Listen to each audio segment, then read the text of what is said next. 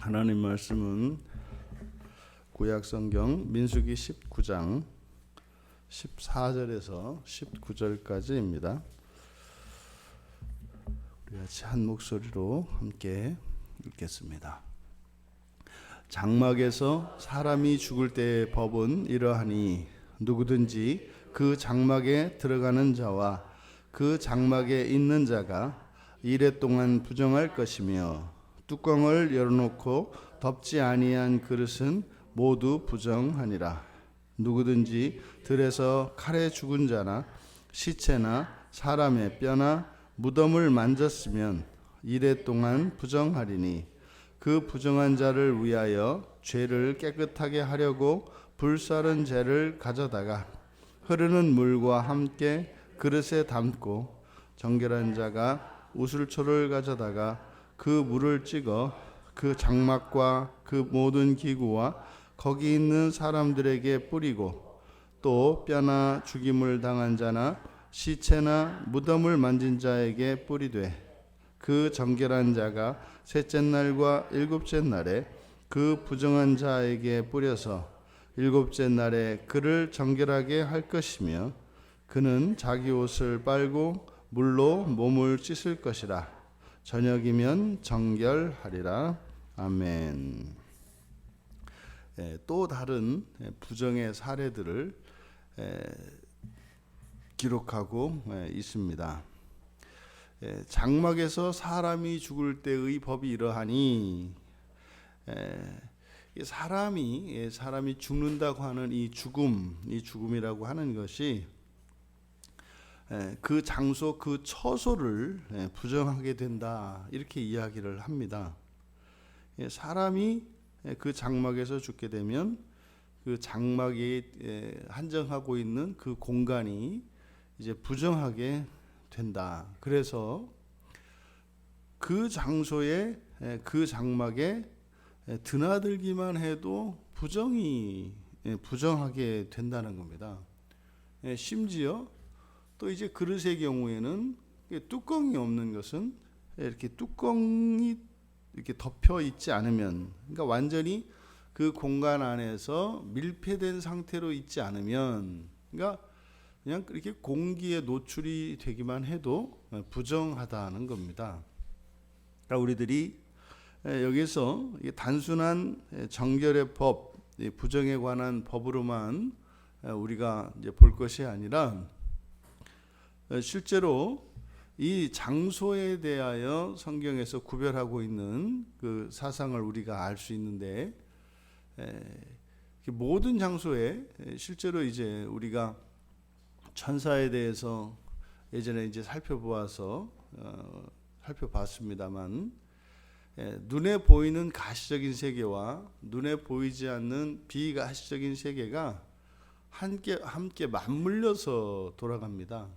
눈에 보이는 이런 자연 현상들과 물리적 세계에서 일어나는 변화들은 영적인 세계와 이제 관련이 다 되어 있습니다. 그래서 실제로 이 장소라고 하는 곳에도 영적인 그 존재들의 활동과 그들의 영향이 이제 미쳐집니다. 그래서 이 세상에 이 장소라고 하는 이 공간, 특히 이렇게 이제 사방이 벽과 천장으로 둘러싸이게 되는 이런 이제 건물, 오늘날로 하면 이제 우리들의 이제 건물인데, 이런 건물들조차도 정결한 곳이 있고 부정한 곳이 있다. 그래서 장소를 성경에서 이렇게 구별을 합니다. 실제로 성막 안에도 성막이 있는 전체 공간, 또 그 안에서 성소와 지성소를 구별하지 않습니까? 그래서 생각보다 이 장소라고 하는 장소에 이런 정결하고 부정한 이러한 것이 있다는 거죠. 그래서 아무 곳에나 그렇게 함부로 가서도 안 되는 것이고, 또 모든 공간을 우리가 똑같이 여겨도 안 됩니다. 그래서 이 세상에 있는 모든 공간 가운데 우리들에게 가장 중요한 삶의 터전이 우리의 가정이고 교회고 일터입니다. 그러니까 무엇보다도 이 세 공간은 정결한 곳이 되어야 합니다. 근데 이제 본문에서는 그 장막이 이제 거룩한 곳이죠. 정결한 곳이죠.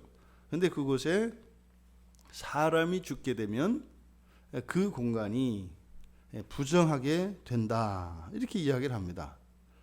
그리고 이제 들에서 사람이 부정하게 되는 경우입니다. 앞에서는 장막에서 사람이 부정하게 되는 경우는 사람이 죽었을 때 그곳을 드나들면 부정하게 된다. 그리고 이제 들에서 부정하게 되는 경우는 칼에 죽은 자나 시체나 사람의 뼈나 무덤을 만졌으면 또한 부정하다.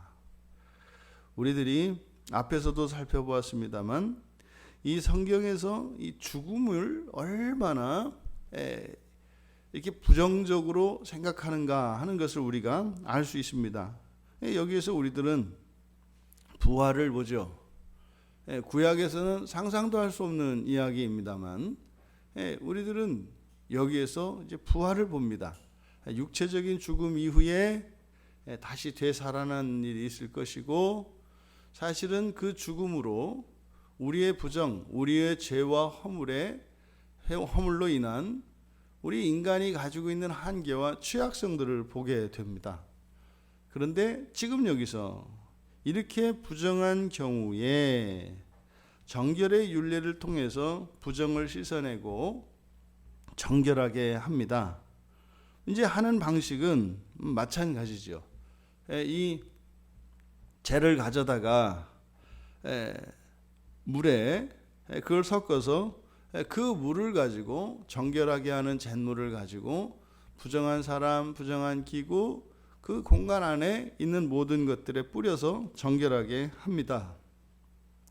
그럼 지금 여기서 나타나는 부정을 씻고 정결하게 하는 것, 이것은 우리들에게 인간이 가지고 있는 이 죄에 대한 한계성을 보여주고, 그 어느 누구도 죄로부터 자유로운 사람이었고, 사람이 언제 어디에서나 부정에 노출될 수 있다고 하는 그것을 우리가 늘 잊지 말아야 합니다.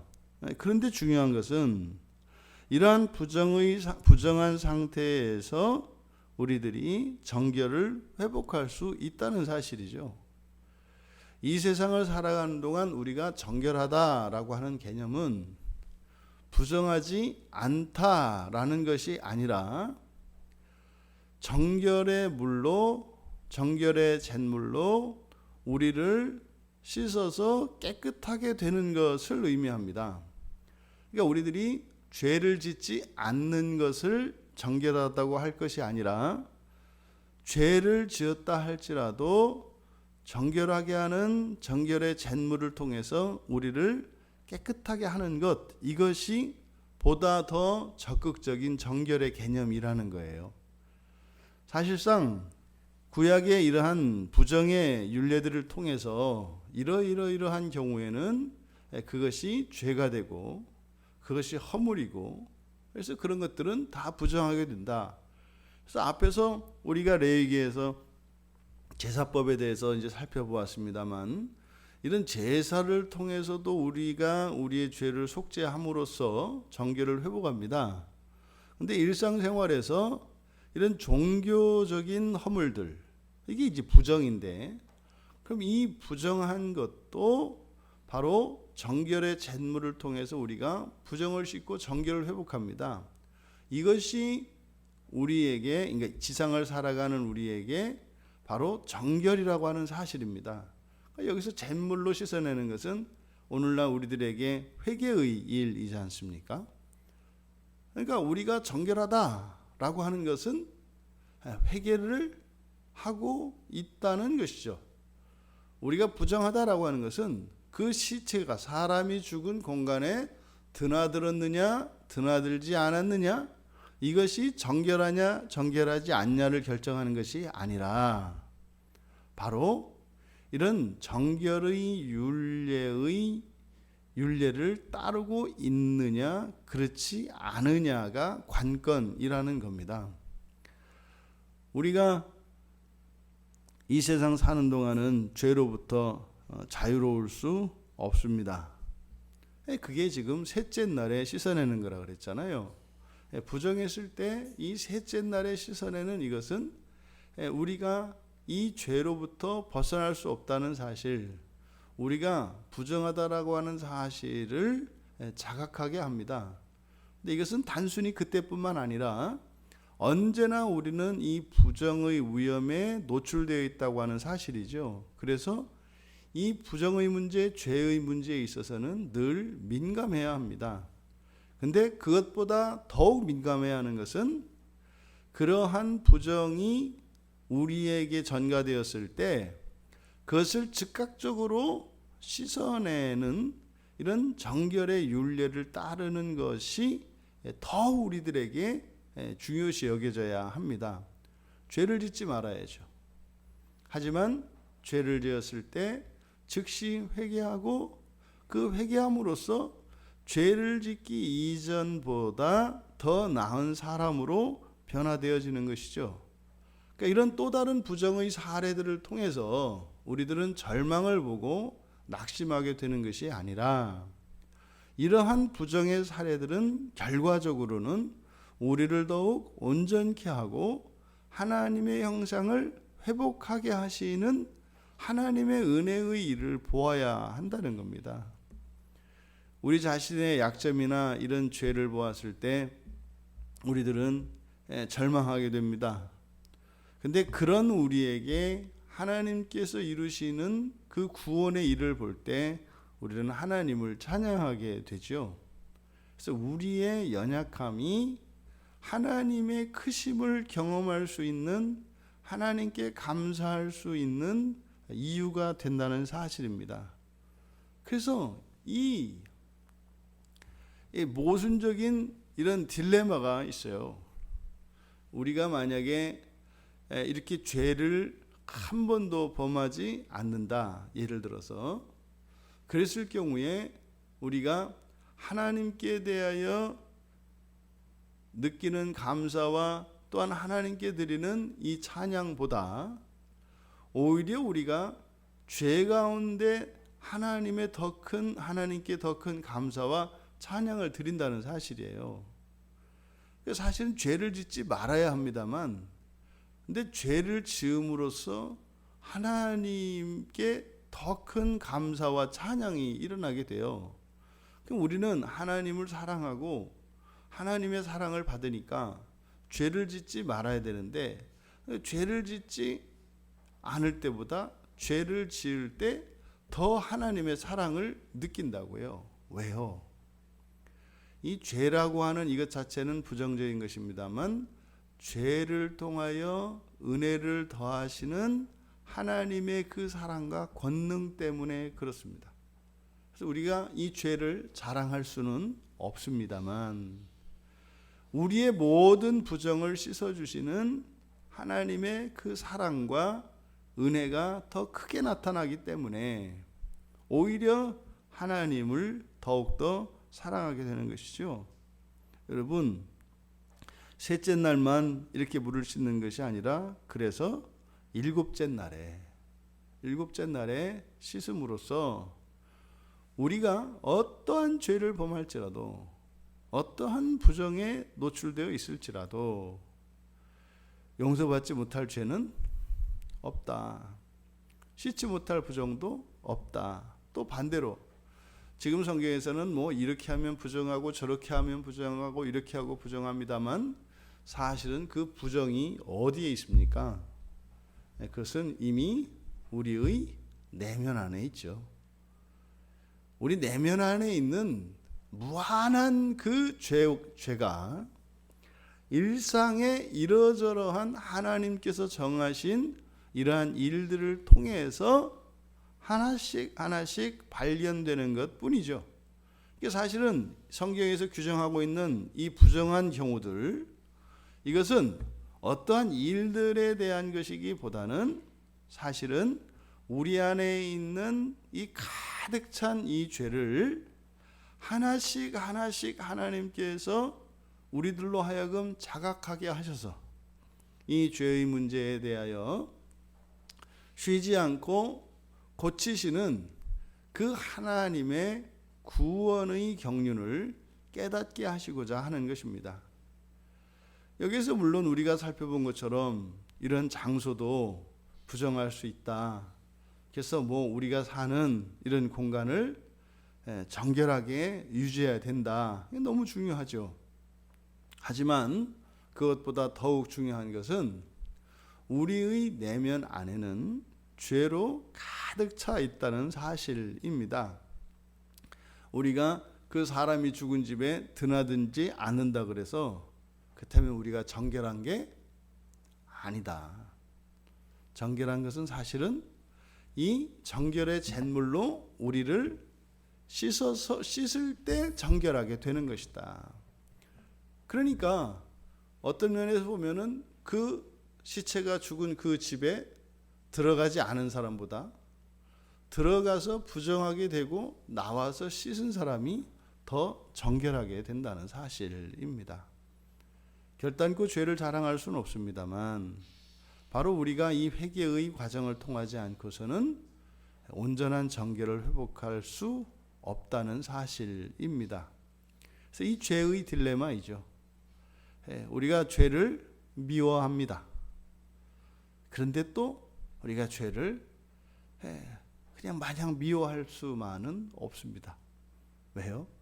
죄로 말미암아 우리가 정결을 회복해 갈 수 있기 때문입니다. 많은 부정의 사례들이 있습니다. 그리고 심지어 더더군다나 오늘날과 같이 이렇게 대도시를 살아가는 우리들이 어떤 장소가 부정한지 아닌지 일일이 구별할 수가 있습니까?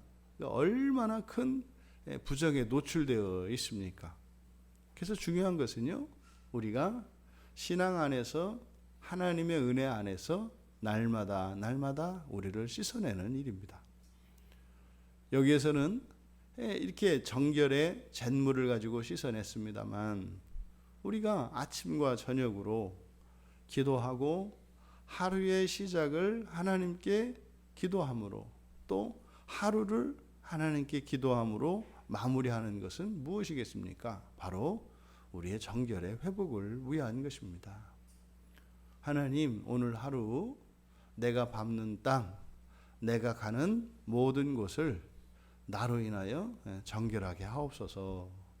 또 오늘 우리가 하루를 마치고 또 이제 잠자리에 들 때에 하나님, 내가 오늘 살면서 나에게 부정한 이 모든 것들을 그리스도의 피로 깨끗이 씻어주시고 새 날을 준비할 수 있도록 나의 정결을 회복시켜 주시옵소서. 이렇게 아침과 저녁으로 날마다 거룩해져 가는 우리의 거룩한 인생의 여정이 다 되시기를 주님의 이름으로 축원합니다. 존귀하신 하나님, 이 세상에 죄가 들어온 이유로 저희들이 죄로부터 자유로울 수 없고 또한 성경에 규정한 이러한 부정의 사례들 뿐만 아니라 저희들의 내면에는 무한에 가까운 죄와 허물이 있음을 인정하고 고백합니다. 날마다 그리스도를 의지하게 하시고 한날 한날의 삶을 통하여 저희들의 이러한 부정이 씻겨지며 정결을 회복하고 거룩해져 가는 인생의 한날 한날이 다 되게 하옵소서. 감사하며 예수님의 이름으로 기도하옵나이다.